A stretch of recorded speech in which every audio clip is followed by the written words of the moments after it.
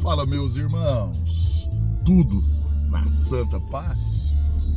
Comigo está ótimo, graças a Deus. Espero que esteja tudo bem com você. Se não tiver, vai ficar. Em nome de Jesus. Estou aqui a caminho do trabalho, ouvindo essa canção de 1960 e alguma coisa. As canções tinham outra conotação, cristocêntrica. Tudo era Cristo. Hoje as coisas, não todas, mas muitas coisas mudaram, apontaram para nós.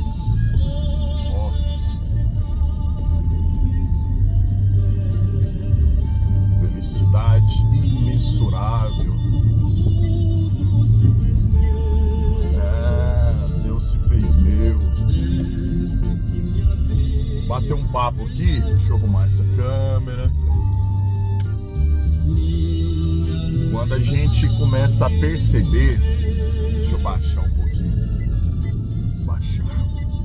Quando a gente começa a perceber que nós não temos controle de nada, não temos domínio, a vida começa a ter outro significado. Porque se você não tem esse entendimento, você vai viver a vida toda achando que você tem condição de levar a sua vida para onde quer que você queira. Isso é ignorância. Literalmente, isso não é a verdade. Deixa eu desligar aqui. Isso não é a verdade. Não é por força, não é por violência, não é pelos seus braços, não é força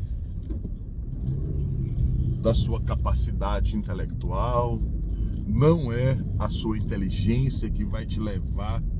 Você pode conquistar coisas consideradas naturais, coisas materiais. Você pode conquistar coisas com a sua capacidade, com a sua inteligência, mas as coisas que de fato têm todo o significado, a essência da vida, que é a eternidade, essa você não pode conquistar porque ela já foi conquistada. Quando a palavra ela nos remete aquilo que muitas das vezes tentaram colocar Jesus em uma situação embaraçosa, porque Jesus ele veio para uma missão muito bem clara, de trazer a salvação, de morrer numa cruz, de trazer a graça, mesmo vivendo a lei. Olha que coisa bacana, no sentido assim, de um amor pleno. Então colocaram Jesus em uma situação confrontando ele com a própria palavra, como sempre o diabo age, usando das mesmas ferramentas, usando as mesmas armas para combater o seu inimigo. O diabo, ele é astuto. Se ele faz isso com Jesus, imagina comigo, imagina com você. Então aqueles religiosos, aqueles fariseus, incomodados com Jesus, perguntou qual das leis de Moisés que era mais importante. Ele estava se referindo ali Deuteronômio 20, falando dos mandamentos, aquilo que era antes da vinda de Jesus era prioridade, mas Jesus estava fazendo coisas que quebrava ou que ultrapassava, quebrava no sentido assim que penetrava sobre a lei, e aquilo estava incomodando. Jesus, na sua expertise da sua palavra, como Davi, ele deixou bem claro ali em Salmos, ele falou o seguinte: Senhor, que a tua palavra permaneça em mim, para que eu não venha pecar contra o Senhor. Se a gente for observar, até meio irônico. Então a sua própria palavra, que é de Gênesis a Apocalipse, a sua palavra não é só Bíblia, no sentido assim, é a voz, é a compreensão, é o entendimento daquilo que está naquelas folhas, não é a matéria, Bíblia. Deus, ele é a própria palavra, mas ele é tudo acima dos céus e da terra. Isso a gente vai percebendo que Jesus, na sua imensa sabedoria, falou os 2 mandamentos: vocês amarem a Deus sobre tudo, sobre todas as coisas. Todas. Sabe o que é todas? Ele não poupou nenhuma das coisas. Ele não poupou as suas emoções, as suas vaidades. Ele não poupou a sua crença, a sua vaidade. Ele não poupou aquilo que é material, os seus bens, o seu patrimônio. Ele não poupou os seus sentimentos, o seu amor carnal, físico.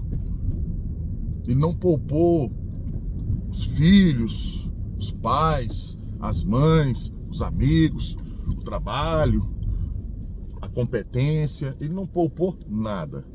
Amar a Deus sobre todas as coisas. Todas. E o segundo, que é tão importante como o primeiro.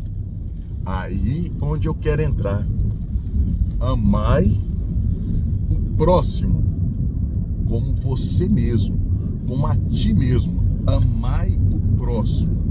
Essa palavra amai está falando de amor. E o que está nessa palavra, o que está nessa palavra, amor, é o que resume tudo. Porque Deus, o que é Ele? O que é Ele? Biblicamente, o que é Ele? É amor. Então, amai a Deus, lá o primeiro. Então, Deus em Deus se faz Deus. Consegue entender esse bem bolado? Então, o primeiro mandamento falando Deus é Deus, é Deus, é Deus, é Deus. Porque amai a Deus sobre todas. Deus é amor. Deus, amar é Deus. Amar e Deus é a mesma coisa. Então é um só. Sobre quem está sobre tudo é Deus. E quem é tudo é Deus. Então o primeiro mandamento, amar a Deus sobre todas as coisas. Então ali está falando assim, ó, resumindo: Deus, Deus, Deus, Deus. Amai é Deus. Sobre é Deus. Todas é Deus. Coisas é Deus. Aí ele pega tudo isso, já que abasteceu ele só de Deus, Deus, Deus, Deus, aí ele volta para o segundo mandamento e começa a dizer as mesmas coisas. Amai seu irmão. Então amai é Deus, irmão é Deus, ele, Deus, na presença desse que ele está se falando agora, que ele está vendo, Filho, Jesus é Deus. O próximo é aquilo que te pertence, que é o próprio Deus, a proximidade, a essência, Deus,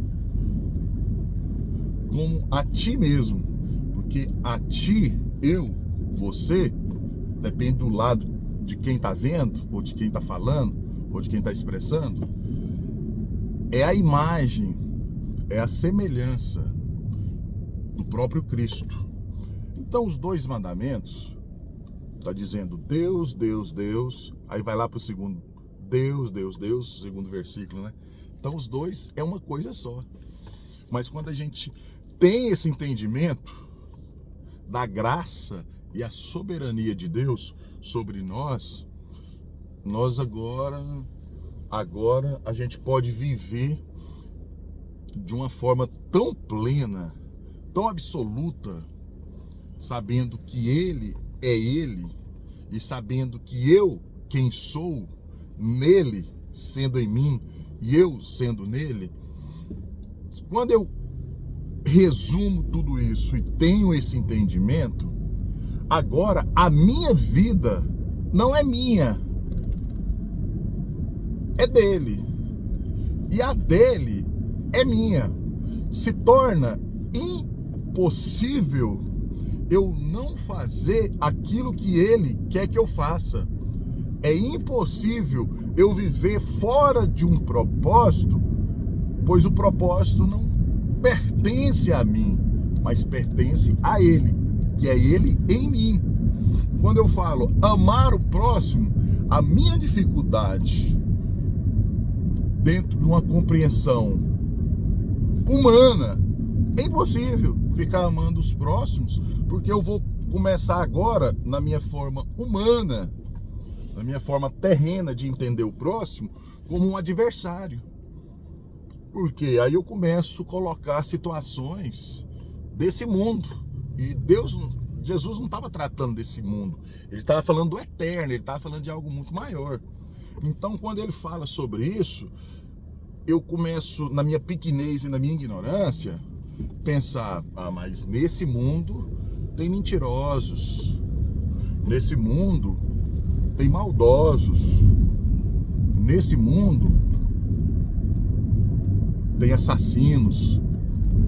Aí começo a nomear, começo a adjetivar coisas que não são para ser adjetivadas. Não são. Porque eu tenho que ver o outro como eu vejo Cristo. Porque eu sou Cristo, vendo o outro também um Cristo.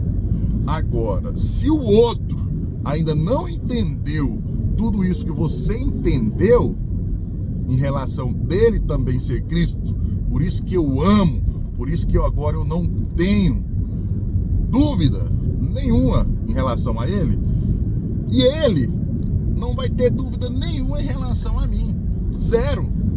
Mas enquanto essa compreensão, esse entendimento não estiver pleno em mim, jamais vai estar pleno no outro, porque o outro, pela sua forma ainda de ver tudo, ele não teve essa compreensão. Eu não posso julgá-lo, mas pelo contrário, eu posso ser essa luz. Quando ali em Salmo 119, versículo 105, diz o seguinte: a tua palavra é luz, ou seja, entendimento, para o meu caminho, ou seja, para a minha vida, é luz, esclareceu, abriu, agora eu consigo enxergar, agora eu entendi, a luz do entendimento, do teu caminho, porque o Senhor é o caminho, a verdade, a vida. Então agora tem outra conotação à vida. Agora o mundo se tornou muito diferente. Agora faz sentido, porque Jesus, ele tinha esse pleno conhecimento, por isso que ele, de uma forma maravilhosa, ele morreu naquela cruz, para que eu tivesse o quê? Vida. Para que eu tivesse o quê? Entendimento. Para que eu tivesse o quê? a noção exata de quem eu sou e de quem ele é. Por isso que eu tenho agora a responsabilidade de fazer com que o outro entenda aquilo que eu entendi. Que eu desvende o olhar que ele tem em relação a mim, em relação a todos. Porque eu já fui revelado, Deus já revelou em mim. Então, Cristo, ele trouxe isso.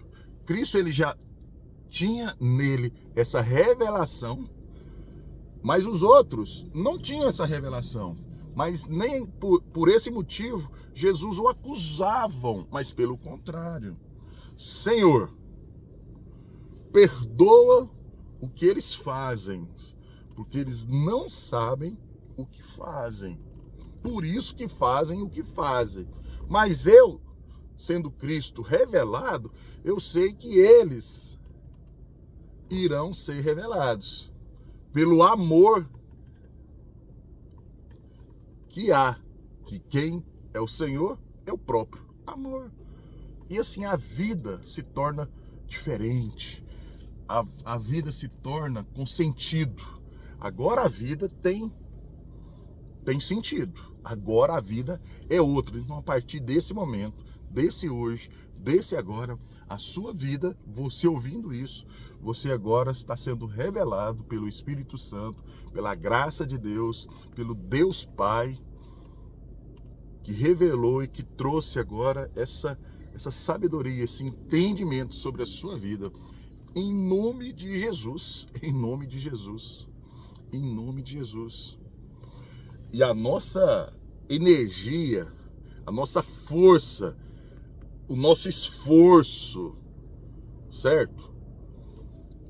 Tudo isso agora tem que ser gerado na vida do outro, para que o outro, agora a minha responsabilidade, o meu compromisso, agora quando a gente fala sobre o nosso propósito, agora se torna claro, é fazer com que o outro esteja com os olhos desvendados. Porque enquanto ele estiver com os olhos vendados, eu me sinto no direito de acusá-lo. Que isso? Quem é o acusador? Lembra para mim, que a vida toda, de Gênesis a Apocalipse, lá no deserto, sempre acusando Jesus, sempre acusando eu, que sou Jesus, no sentido de entender que Deus é em mim e eu sou imagem, eu sou semelhança. Então o acusador sempre irá acusar e sempre irá usar da própria palavra para confundir esse século, para confundir o meu entendimento, para que eu continue acusando aquilo que não é para ser acusado, que é o próximo. Mas quem é o próximo? É o Cristo, revelado no outro, imagem e semelhança, vida. Amém? Em nome de Jesus. Que Deus possa trazer esse discernimento sobre nós, esse entendimento. E agora as coisas estão resolvidas em nome de Jesus. Amém?